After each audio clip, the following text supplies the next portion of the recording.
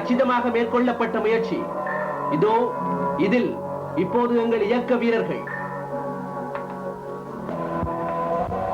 சிங்கள ராணுவ முகாம் மீது எமது அடுத்த தாக்குதல்.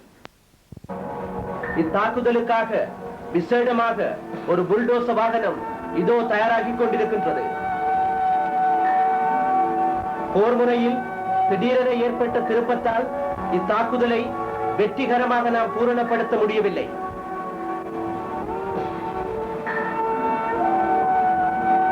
இக்களத்தில் எமது இயக்க ராணுவத்திற்கு தலைமை தாங்கிய மாவீரன் மிசோவை நாம் பறிகொடுத்தோம்.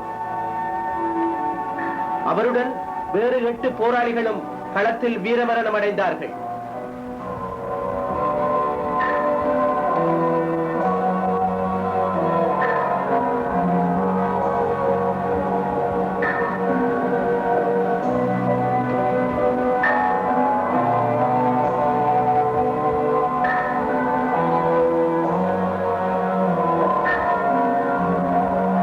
மாவீரன் மிசோவுடன் வீரமரணம் அடைந்த அந்த வீரர்கள்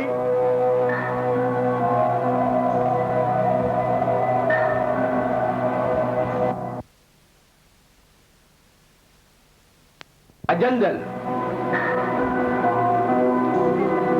வீனஸ், ஜெராட், ரவி, குமார், பவா, பரன், பாலசிங்கம் நாளைய ஈழம் நன்றியுடன் நினைக்கும்.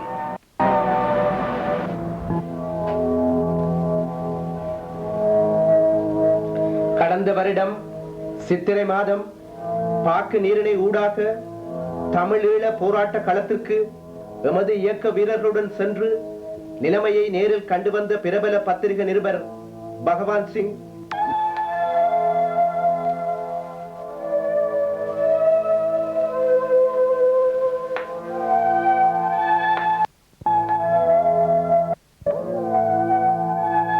அவரை தமிழ் ஈழத்தின் பிரபல எழுத்தாளரும் சட்டவாதியுமாகிய திரு கரிகாலன் இங்கே சந்திக்கின்றார்.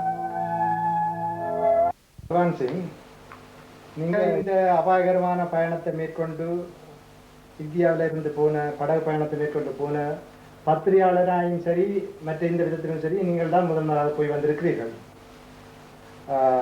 இந்த பயணத்தை அபாயகரமான பயணத்தை ஏன் மேற்கொண்டீர்கள் என்று சொல்ல முடியுமா? அது பத்திரிகைகளை இப்போ வரைக்கும் அது வரைக்கும் வர செய்திகள் சிலது அந்த பக்கமும், அதாவது கவர்மெண்ட் சொல்றதும் செய்திகள் வந்துட்டு இருந்தது, அப்புறமா இயக்கங்கள் சொல்ற செய்திகளும் வந்துட்டு இருந்தது. இங்க இருக்கிறவங்க என்னன்னா போக போக அது சரி, இது டெய்லி இது கவர்மெண்ட் சொல்றாங்க, இயக்கங்கள் இது சொல்லுது அப்படின்னு ஒரு அலட்சியமா எடுக்க ஆரம்பிச்சுட்டாங்க. உண்மையான இது என்னன்னு தெரியாத மாதிரி போகுது. அப்படி இருக்கும்போது நானும் நினைச்சேன், அங்கே உண்மையாக போயிட்டு யாரும் பண்ணாத மாதிரி யாரும் போய் பார்க்கல இல்லையா. அதெல்லாம் நீங்கள் சொல்கிறது நாங்கள் கேட்குறோம், இல்லைன்னா கவர்மெண்ட் சொல்கிறது கேட்குறோம். அதனால் உண்மையாக ஒரு ஆள் போயிட்டு தமிழ்நாட்டிலேருந்தோ இந்தியாவிலேருந்தோ ஒரு ஆள் போய் இதுதான் உண்மை, இது உண்மை இல்லை அப்படின்னு தெரிஞ்சுக்கிட்டு வருது, அதுதான் சரியாக இருக்கும் அப்படின்றதுனால நான் அது போனேன். அதில் ரிஸ்க் இருக்குதுன்னு தெரியும் எனக்கு, ரிஸ்க் இருக்குன்னு ரொம்ப பேர் சொன்னாங்க கூட. ஆனால் எங்கள் தொழிலில் ரிஸ்க்கெல்லாம் பார்த்தா முடியும். ரிஸ்க் இருக்குன்னு தெரிஞ்சுதானே இவங்கெல்லாம் போராடுறாங்க கன் எடுத்து. அதுதான் நான் போனது. நீங்கள் முதன்முதலாக போய் இந்த உண்மை நிலவரங்களை பார்த்து வந்து இங்கே வந்து பத்திரிகையாளர் முறையில் வெளியிட்ட பத்திரிகையாளர் நீங்கள் தான் நினைக்கிறேன். இதுக்கு யாரும் போனதில்லை. ஆமாம். வேறு யாருடைய துணையை நாடாமல் இந்த டெலோ இந்த இயக்கத்தின் துணையை நீங்கள் நாடி போனதுக்கு காரணம் சொல்லுங்கள். நான் இயக்கங்களுக்குள்ளே விசாரித்து பார்த்ததுலேயும், அப்புறம் என்னோட மற்ற சில நண்பர்கள்கிட்ட நான் கேட்டு பார்த்ததுலேயும், டெலோவோட போனால் நம்பிக்கையோட போகலாம், பாதுகாப்போட போகலாம், திரும்பி உயிரோடையும் செய்தியோடையும் திரும்பி வர்றதுக்கு வாய்ப்பு ஜாஸ்தியாக இருக்கும்னு சொன்னாங்க. அதனால தான் அவர் டெலோ தலைவர் ஸ்ரீசபாரத்கிட்ட கேட்டு அவரோட இதில் நான் போயிட்டு வந்தேன். முதலாக இப்போ இந்த பயணத்தை மேற்கொண்டு போயிட்டு வந்த அந்த முறையில் உங்களுக்கு திரும்பி வந்தபோது இங்கே பத்திரிகைத்துறையில் நிறைய வரவேற்பு கிடைச்சிருக்குன்னு நினைக்கிறேன்.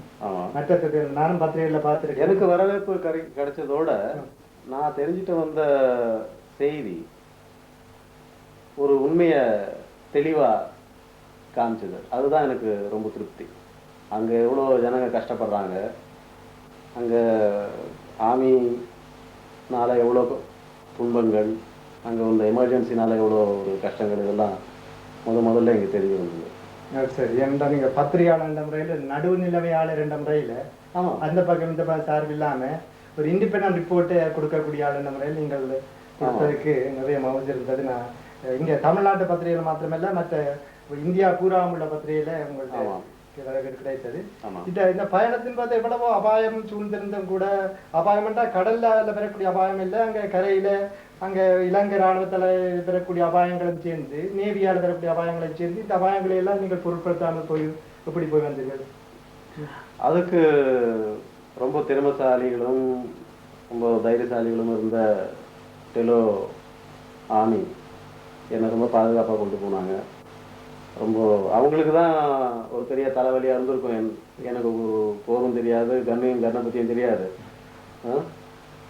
அவங்க தான் கஷ்டப்பட்டுருப்பாங்க.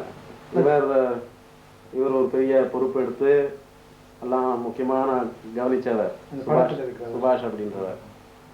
சுபாஷ் வாங்கலாம். இவர் தான் சுபாஷா? இவர் தான் சுபாஷ். நாங்கள் திரும்பி வரும்போது எங்கள் கண்ணை போட் என்னன்னா நேவிகாரங்க சுட்டாங்க. அப்படி இருக்கும்போது அந்த ஒரு நிலைமையில கெட்டான நிலைமை ரொம்ப கிட்ட வந்துட்டாங்க. நான் நினச்சேன் முடிவு தான் அப்படின்னு. ஆனால் நாங்கள் அதுக்குன்னு நான் பயப்படலை. அப்போது இவங்க கன் எடுத்து ஷூட் பண்ணதை நான் பார்த்தேன். 2 ஆட்கள் நேவி ஆட்கள் கூட இறந்தது நான் பார்த்தேன். அவங்க அவ்வளோ திறமையாக அது பண்ணாமல் இருந்தால் கஷ்டமாக இருந்திருக்கும். அப்போ உங்களுக்கு கூட அந்த நேரத்தில் உயிர் ஆபத்து வந்திருக்கலாம். நிச்சயமா. ஒரு பையன் எங்கள் போட்டில் இருந்தாலும் இறந்துட்டான். உங்களோட பயணம். ஆமாம். இதுக்கு உங்களுக்கு இதால் கிடைத்த வரவேற்பு எல்லாம் முக்கியம். அங்கே உள்ள உண்மை நிலையை ஒரு நடுநிலைமையாளர் முறையில் நீங்கள் இந்த உலகத்துக்கு, இந்திய மக்களுக்கு மாத்திரமல்ல உலகத்துக்கு கூட எடுத்து வைக்கக்கூடிய இருந்த இது மிக நல்லது, சிறப்பான ஏற்பாடு. அதுதான் உண்மை. அது பிறகு மற்றவங்களும் போகிறதுக்கு உங்களுக்கு கிடைச்சது. அதுக்கு பிறகு போனவர்கள் கூட உங்களுடைய முன்மாதிரியை பின்பற்றி போயிட்டு வந்தது என்பதை அறியக்கூடியதாக இருந்தது. அவர்கள் வாயிலாக அறிந்தேன். எனவே இப்படியான பயணத்தை மேற்கொண்டு போயிட்டு வந்த உங்களை I must congratulate you. Thank you. இதோ உங்களுடன் தமிழ் ஈழ விடுதலை இயக்க தலைவர், தமிழ் ஈழத்தின் நம்பிக்கை நட்சத்திரம் ஸ்ரீ சபாரத்தினம்.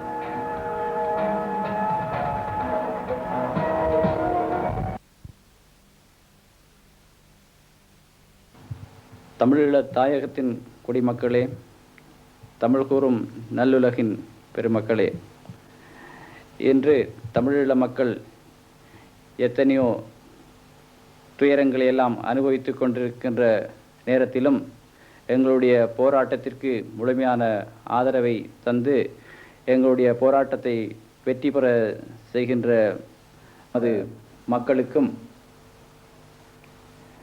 அபயக்கரம் அளித்து ஆதரவு தந்து கொண்டிருக்கும் தமிழக மக்களுக்கும், ஒடுக்கப்பட்ட எமது மக்களுக்காக உலகின் பல பாகங்களிலும் குரல் கொடுத்து கொண்டிருக்கும் மக்களுக்கும் முதலில் என் வணக்கத்தை தெரிவித்துக் கொள்கின்றேன். எமது மக்களின் விடுதலைக்காக முதலில் ஆயுத போராட்டத்தை முன்னெடுத்த எமது தலைவர்கள் தமிழீழ தேசபிதா தங்கத்துரையும் தளபதி குட்டிமணியும் ஏனைய போராளிகளும் தமிழீழத்தில் தங்களை தியாகம் செய்து கொண்ட மக்களும் இந்த போராட்டத்தில் பலியாகி எங்களுடைய போராட்டத்திற்கு மேலும் மேலும் சக்தியை ஊட்டியதை நாம் அறிவோம். அந்த தலைவர்களுக்கு முதலில் என்னுடைய வீர அஞ்சலியை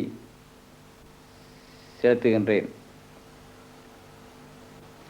1983 ஜூலை சிறை படுகொலை எமது இயக்கத்திற்கும் மக்களுக்கும் ஈடு செய்ய முடியாத, அளவிட முடியாத இழப்பாகும்.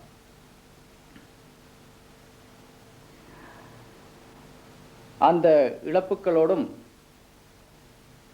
மேலும் எம்முடைய இயக்கத்தை சிதைவுபடுத்தும் நோக்கத்துடன் நேரடியாகவும் மறைமுகமாகவும் பல இடையூறுகளை சிலர் ஏற்படுத்தியதை தமிழ் மக்கள் அறிவார்கள். இந்த இழப்புகளை எல்லாம்,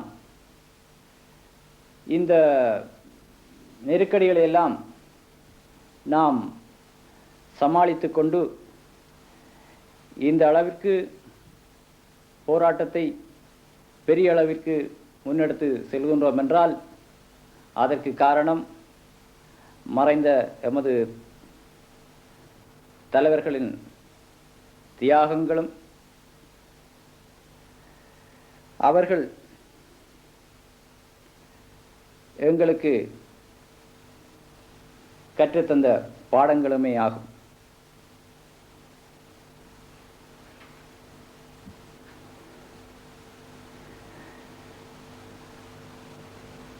இன்றைக்கு நாங்கள்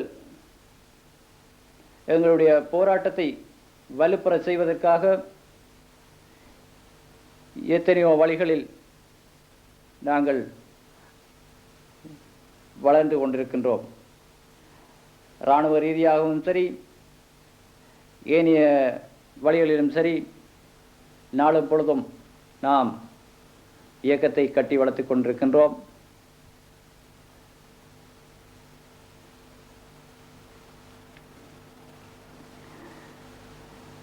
இந்த நேரத்தில் இடையிலே ஏற்பட்ட யுத்த நிறுத்த ஒப்பந்தத்தில் விடுதலை இயக்கங்கள் பங்கு பற்றியமையை தமிழ் மக்கள் அறிவார்கள். நாம் ஏன் பேச்சுவார்த்தையில் பங்கு பெற்றினோம் என்றால், எம்மை பயங்கரவாதிகளாக உலகின் கண் காட்டுவதற்கு ஸ்ரீலங்கா அரசு முயற்சி செய்வதை அறிவோம்.